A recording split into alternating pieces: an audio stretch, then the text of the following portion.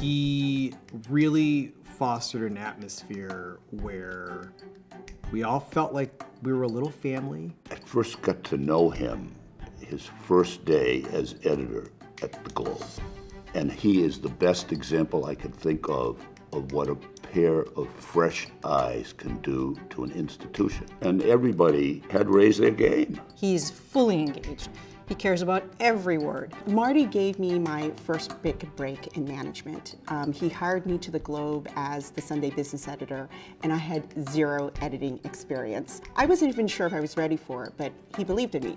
We were empowered to pursue our interests in a lot of ways and our instincts. I was hired by Marty in 2002 as a young journalist who would later become the advice columnist. And you would think that a serious guy like Marty Baron wouldn't see the merits of an advice columnist, but that clicked for him immediately. He has always understood that humanity is behind every news story we tell. He wanted you to be the best you could be, and he found a way of you yourself wanting to be the best you could be. For me personally, I mean, he saw things in me that I did not see for myself. He led by example, and he ran a newsroom in a way that kept everything calm and level and focused on the mission.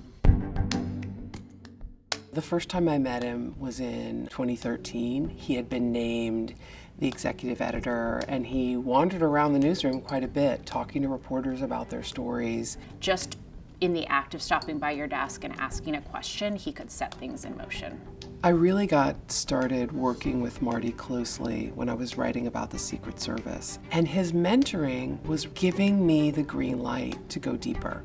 You could feel an extra special juice when he was pushing and prompting us. Under his leadership, the Post took on just some of the most consequential stories here in Washington. Marty was really one of the most important mentors in my career at the Washington Post, and because of what happened in 2016. When I've been writing stories about Trump's giving to charity, his promises to give to charity, and the thing that I really remember was just his sense of ambition. The Pulitzer Prize in National Reporting goes to David A. Farenthal. You know, sometimes as a reporter, you get on the front page and there's a sense to sort of that's the end point. And for Marty, it was always clear that whatever you did, that was just the beginning. There's so much more you need to do.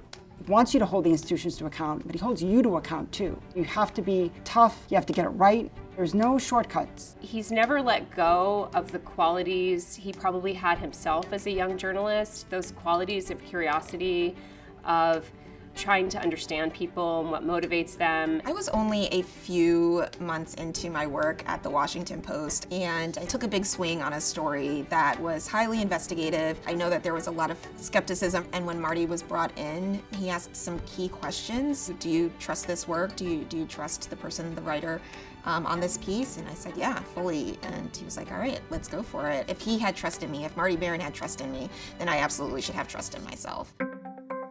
I was starting my Spanish newspaper, and that's how a friendship started. I met Marty Baron back in 2004.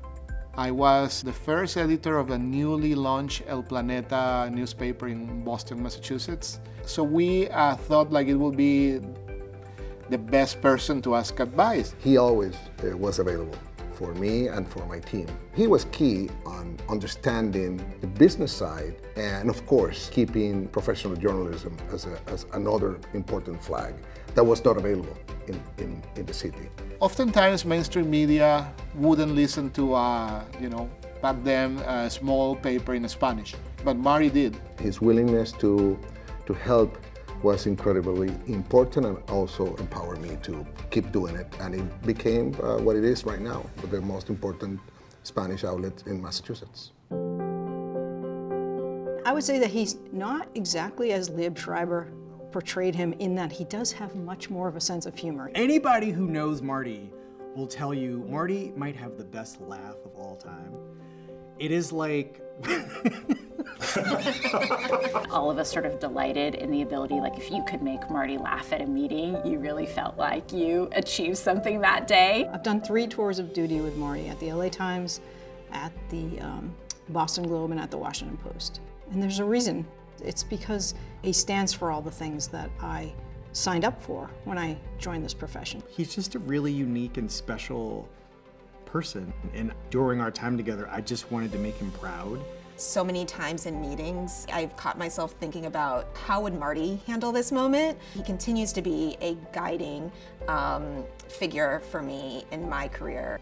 I've never told him how much of an impact he's had on my career and even just me as a human. And he's been a part of my life, my adult life, my journalistic life. He makes things possible. You don't feel boxed in, you don't feel rejected.